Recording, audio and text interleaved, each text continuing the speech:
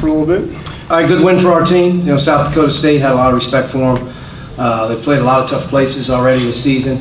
And, Douglas Wilson coming in and watching him and Brandon Key in particular, we were really concerned. And looking at the stat sheet, I thought our team did a really nice job against their best two guys of holding that down and really the difference in the game. Our rebounding, obviously from an offensive perspective, Trace and Justin did a great job. Trace in particular was very dominant on the glass, and we were able to make enough plays to hold a lead.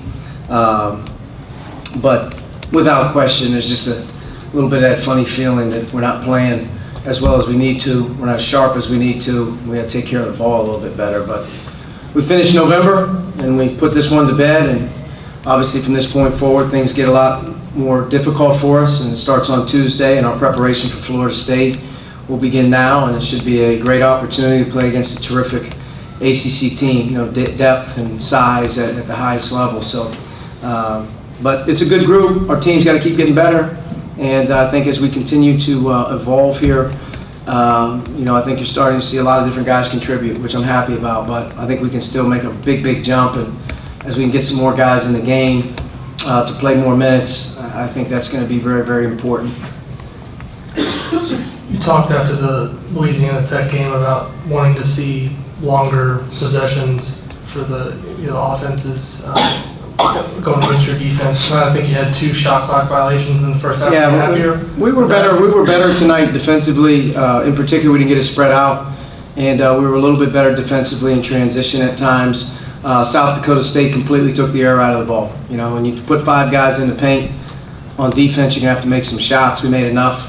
Our percentages weren't terrible at halftime, but clearly when you're 15 feet off your man at 5 positions, you're basically saying, hey, look, we're just gonna let these guys shoot and hopefully they miss. And for us, we have to be able to grind it away a little bit. We have to figure out those grinder games and be able to play without turning it over and get some quality possessions.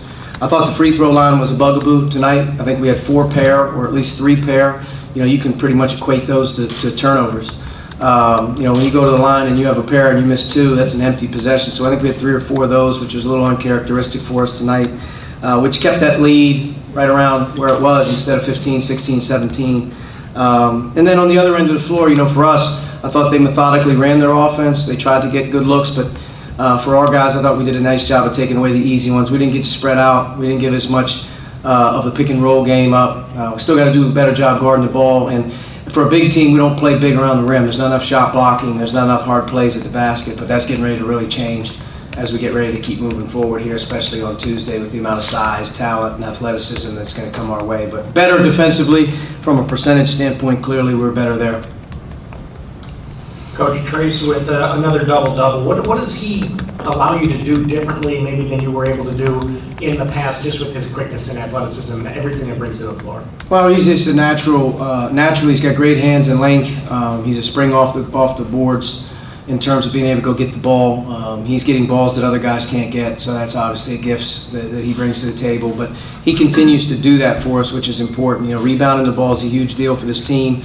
9 offensive rebounds is something else, but 19 and 14 is obviously a big deal. Justin was good on the offensive glass with his effort, but I didn't see the amount of the onslaught that we've seen in different games. And maybe it was just our rotation didn't allow for different guys to get in there, but we didn't have as many guys impacting the boards as I'd liked, and that's got to change. We got to continue to find ways to impact the game on the glass.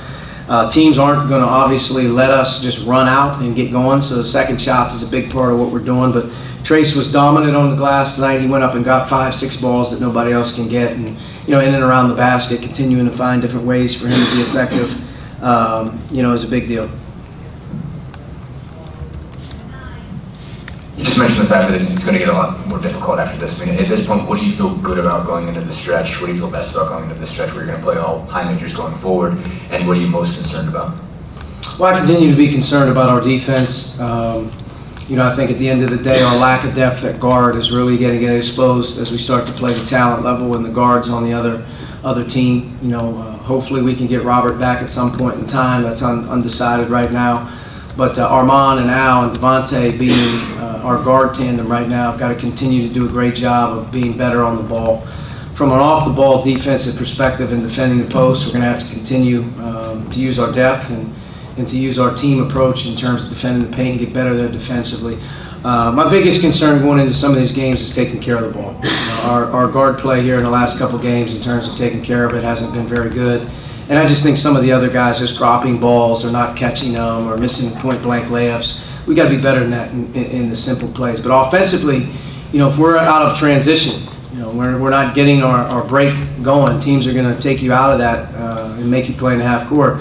Can we run efficient offense without, turning the ball over? Because if we do, I think we can get to the foul line, and I think that we have a lot of different players that can impact it. But if we turn it over 19 times, 8 at the half, 11 more in the second half, that's a recipe for disaster. And Florida State is going to turn you over like crazy on Tuesday night. Their size, their switching, their length at the basket, it's going to be impossible just to get 2-point baskets. You're not going to have that. So our guard's going to take care of it. Our team has to be better offensively to take care of the ball when we get into a half-court setting. If we get into transition, obviously I think that's where we're at our best, but that's not going to be the case. We have to be able to run good offense, get quality shots, and at the end of the day, we have to be a team that doesn't turn it over very many times. In these last 3 halves, second half against our last opponent, and then moving into these last 2 halves, if you look at the turnovers, it's just destroyed our offense. We really haven't taken care of the ball very well. So that's a big part of it, just taking care of the ball against good teams.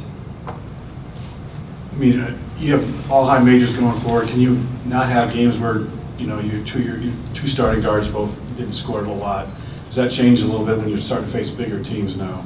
Yeah, I mean, college basketball comes down to obviously your depth, but it comes down to guard play. We've always said that. And Al and Devontae tonight. Al didn't shoot it as much. I thought Al did a really nice job defensively. A big deal coming into the game was Brandon Key and his ability to make guys better. And he had 6 turnovers in the game, and he was 1 for 6. Al had a big role in that.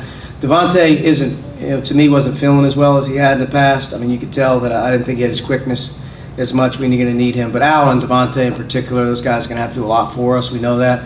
Armand's got to get his confidence back. Right now he's not playing with a whole lot of confidence shooting the ball, which, that's not a big deal. That comes and goes with young guys that'll come. And, if we get Rob back here, eventually it adds another guy where those guys aren't playing as many minutes. But we got to get Demezi and Jerome in there a little bit as much as more. Part of their struggles offensively or part of their lack of scoring is they're just not playing enough minutes. Today they got more minutes, but as we play bigger teams, better teams, those 2 guys got to continue to get in there.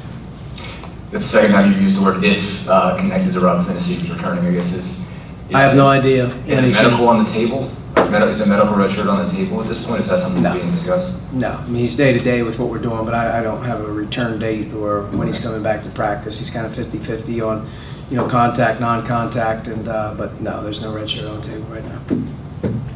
Okay, anything else for Coach? Nope. All right, thank you. Thank you.